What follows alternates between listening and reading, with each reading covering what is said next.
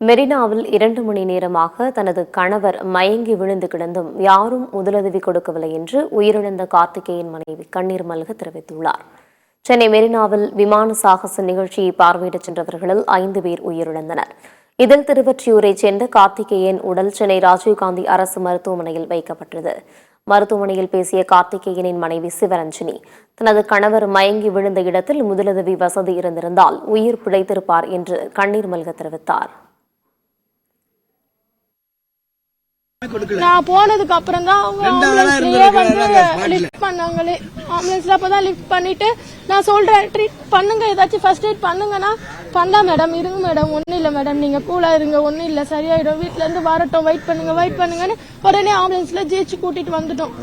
யாராச்சும் ஒருத்தர் அட்டென்ட் பண்ணிருந்தா கூட ஏதாச்சும் பண்ணிருப்பேன். அந்த செல்ல பண்ணிருக்கலாம். பார்க்கிங் டிஸ்டன்ஸ் தான், பார்க்கிங் டிஸ்டன்ஸ் நாங்க வரும்போது பார்க் பண்ணிட்டு அங்க இருந்து குழந்தைய கூட்டிட்டு நடந்துதான் வந்தோம். இவ்வளவு அந்த பீச் என்ட்ரன்ஸ் அந்த இது வரைக்கும் நடந்தே தான் வந்தோமே. நடந்து வந்துதான் வெளியே வெயிட் பண்ணிட்டு இருந்தோம் அந்த ப்ரோக்ராம் ஸ்டார்ட் பண்ற வரைக்கும். இல்ல வாக்கிங்க்கு நல்லா அரேஞ்ச் பண்ணிருந்தாங்க, அவ்வளவுதான். இல்ல எல்லா இடத்துலயும் விஐபிஸ் வந்து விஐபி கார் போயிட்டு தான் இருந்தது, ஆம்புலன்ஸ் போயிட்டு தான் இருந்தது. பட் எந்த வாட்டர் ஃபெசிலிட்டிஸ் வந்து எதுவும் இல்ல. ஒரு ஸ்நாக்ஸ் ஃபெசிலிட்டிஸ், முக்கியமா டவர் இல்ல, எங்கேயும் யாரையும் கான்டாக்ட் பண்ண முடியல. அதுதான் பெரிய ப்ராப்ளம். டவர் இருந்தா கண்டிப்பா கான்டாக்ட் பண்ணி இருக்கலாம். டவர் இல்ல, யாருக்கு கூகுள் பே ஒர்க் ஆகல. ஈவன் ஒரு வாட்டர் வாங்க கூட கூகுள் பே ஒர்க் ஆகல. எதுவுமே பண்ண முடியல. குழந்தை அந்த 2 ஹவர்ஸ்ல நான் குழந்தைய வச்சுட்டு எனக்கு என்னாச்சு ஆகுமோ, குழந்தை என்னாச்சுன்னு தெரியலையே, அந்த மைண்ட் செட் வேற நான் யோசிச்சுட்டு இருக்கேன். அந்த 2 ஹவர்ஸ்ல தான் எல்லாமே நடந்து முடிஞ்சிருக்கு. அந்த 2 ஹவர்ஸ்ல யாராச்சும் ஒருத்தர் ரெஸ்பான்ஸ் பண்ணியிருந்தா கூட எதனா கண்டிப்பா எதனா பாசிட்டிவா நடந்திருக்கும்.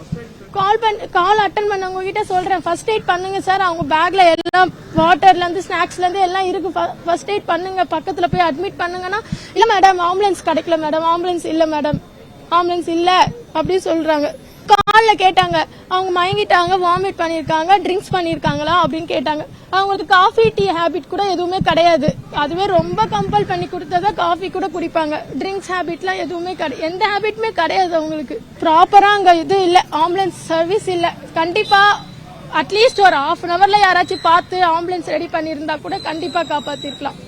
2 ஹவர்ஸ்ல எப்படியாப்பட்ட கேஸா இருந்தாலும் காப்பாற்ற முடியாது. 2 ஹவர்ஸ்ல லேட் ஆயிடுச்சு, ஒண்ணுமே பண்ண முடியல. அதனாலதான் இவ்வளவு பெரிய ப்ராப்ளம் ஆயிருக்கு. எனக்கு அந்த ஏபிஆர் பிரிட்ஜ் ஃபுட்டேஜ் கிளியரா தெரியும், கண்டிப்பா தெரியும். அந்த ஃபுட்டேஜ்ல பாத்துட்டா எல்லாத்துக்கும் ரிசல்ட் வந்துரும். என்ன ஆச்சு, இவங்க இவங்களா போய் விழுந்தாங்களா, இல்ல என்ன ப்ராப்ளம், இல்ல இவங்க மயங்கிட்டாங்களா, யார் அப்ப கிட்ட வந்து பார்த்தாங்க, எல்லாமே வந்து அந்த ஃபுட்டேஜ் கிளீனா தெரியும். பட் அது என்னன்னு நம்ம பார்க்க முடியாது. அது ஃபுட்டேஜ் கண்டிப்பா அவங்க ப்ரொவைட் பண்ணா ஈஸியா இருக்கும். இல்ல அவங்க ஜுவல்ஸ் இல்ல எதுவுமே இல்ல, அவங்க வந்து ஒரு ரிங் மட்டும் தான் போட்டிருந்தாங்க, மற்றபடி ரொம்ப ஹை ரிங் ஜுவல்ஸ்லாம் எதுவும் இல்ல.